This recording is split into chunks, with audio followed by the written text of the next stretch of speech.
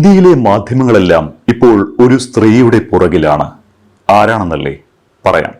അടുത്തിടെ ഇന്ത്യൻ പ്രധാനമന്ത്രി നരേന്ദ്രമോദി നടത്തിയ UK സന്ദർശനത്തിന് പിന്നാലെയാണ് മോദിക്ക് പിന്നിൽ സ്യൂട്ട് ധരിച്ച് അക്ഷോഭ്യയായി ശാന്തയായി അധികാരഭാവത്തോടെ നിൽക്കുന്ന ഒരു സ്ത്രീയെ മാധ്യമങ്ങളും പൊതുജനങ്ങളും ഒരുപോലെ ശ്രദ്ധിച്ചത്.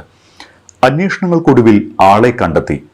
മണിപ്പൂരിൽ നിന്നുള്ള സ്പെഷ്യൽ പ്രൊട്ടക്ഷൻ ഗ്രൂപ്പ് അംഗം അദാസോ കപ്പേസയാണ് അത്.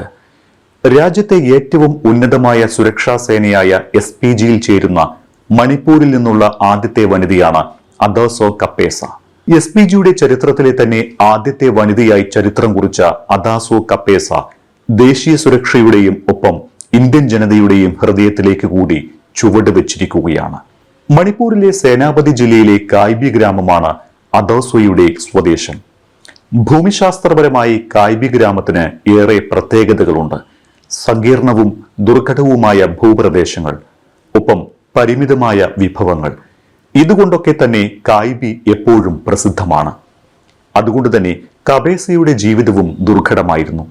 പരിമിതമായ സാഹചര്യത്തിലായിരുന്നു അദാസോ കപ്പേസയുടെ ജന്മവും ജീവിതവും. എന്നാൽ പോലും അവളുടെ സ്വപ്നങ്ങൾ നിറമുള്ളതായിരുന്നു. ചെറിയ പ്രായത്തിൽ തന്നെ അദാസോ വലിയ വലിയ സ്വപ്നങ്ങൾ കണ്ടു.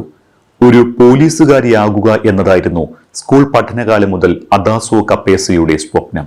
ഒടുവിൽ അവൾ തന്റെ സ്വപ്നം കയ്യെത്തിപ്പിടിച്ചു. സമൂഹത്തിന് അവൾ കരുത്തിന്റെ, ശക്തിയുടെ പ്രതീകവും പ്രചോദനവുമായി. ചെറുപ്പക്കാരികളായ ഉന്നതങ്ങൾ സ്വപ്നം കാണുന്ന യുവതികൾക്കൊരു വഴികാട്ടിയായി. നിങ്ങൾ സ്വപ്നം കാണൂ, ഈ ലോകം മുഴുവൻ അത് നടത്താൻ നിങ്ങൾക്കൊപ്പം നിൽക്കുമെന്ന വാക്കുകൾ അന്വർത്ഥമാക്കുന്നു അദാസോ കപ്പേസയുടെ ജീവിതത്തിലൂടെ. കായ്ബി ഗ്രാമത്തിലെ സാധാരണ സ്കൂളിൽ പഠിക്കുമ്പോൾ തന്നെ അദാസോയുടെ മനസ്സിൽ പോലീസ് ഒരു സ്വപ്നമായിരുന്നു. അങ്ങനെയാണ് അവർ വിദ്യാഭ്യാസ കാലത്തിന് ശേഷം സശസ്ത്ര സീമാ ബെല്ലിൽ ചേരുന്നത്. അതൊരു തുടക്കമായിരുന്നു. ആഭ്യന്തര മന്ത്രാലയത്തിന് കീഴിൽ സശസ്ത്ര സീമാ ബെല്ലിന്റെ ഉത്തരാഖണ്ഡിലെ പിത്തോറാഗഡിലെ 55ാമത് ബറ്റാലിയനിലായിരുന്നു അദാസോ പരിശീലനം ആരംഭിച്ചത്. SSBയിലെ ചിട്ടയായ പരിശീലനം അദാസോയുടെ മികവാർന്ന പ്രകടനവും അച്ചടക്കവും പ്രതിരോധശേഷിയും അർപ്പണബോധവും അദാസോയെ അധികാരികളുടെ പ്രിയപ്പെട്ട ഉദ്യോഗസ്ഥയാക്കി. ഇതെല്ലാം തന്നെയാണ് രാജ്യത്തെ തന്നെ ഏറ്റവും ഉന്നതമായ സ്പെഷ്യൽ പ്രൊട്ടക്ഷൻ ഗ്രൂപ്പ് എന്ന SPGയിലേക്ക് അദാസോ കപ്പേസയെ എത്തിച്ചതും ഒടുവിൽ പ്രധാനമന്ത്രിയുടെ സുപ്രധാന സുരക്ഷാ സംഘത്തിലേക്കും അദാസോയെ കൈപിടിച്ചതും.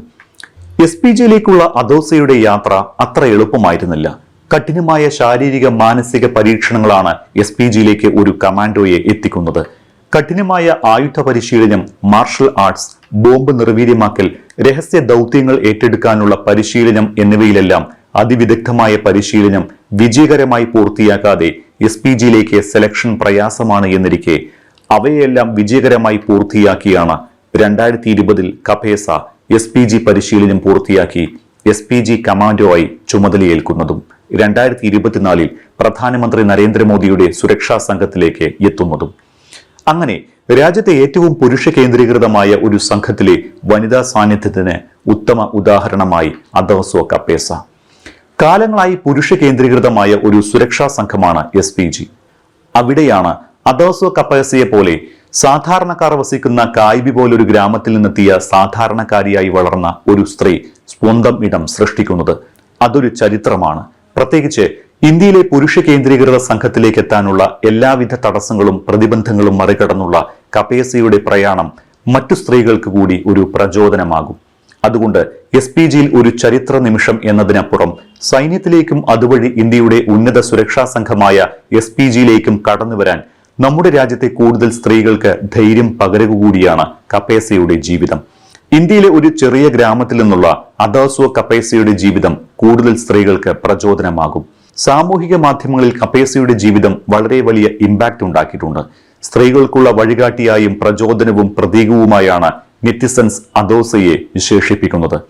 മണിപ്പൂരിലെ ഒരു ചെറിയ ഗ്രാമത്തിൽ നിന്ന് ഇന്ത്യൻ പ്രധാനമന്ത്രിയുടെ കാവൽക്കാരി വരെയുള്ള കപ്പേസയുടെ യാത്ര സാമൂഹിക അസന്തുലിതാവസ്ഥ, ലിംഗസമത്വം, ശാക്തീകരണം എന്നിവയ്ക്കൊക്കെയുള്ള ഒരു സുപ്രധാന അടയാളപ്പെടുത്തലും ഓർമ്മപ്പെടുത്തലുമാണ്.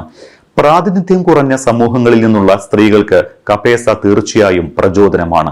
കഠിനാധ്വാനം, ദൃഢനിശ്ചയം, വൈദഗ്ധ്യം എന്നിവയുണ്ടെങ്കിൽ വ്യവസ്ഥാപരമായ തടസ്സങ്ങളെ മറികടക്കാനും അസാധ്യമെന്ന് തോന്നുന്നത് നേടാനും കഴിയുമെന്ന് കബേസയുടെ ജീവിതകഥ തെളിയിക്കുന്നു.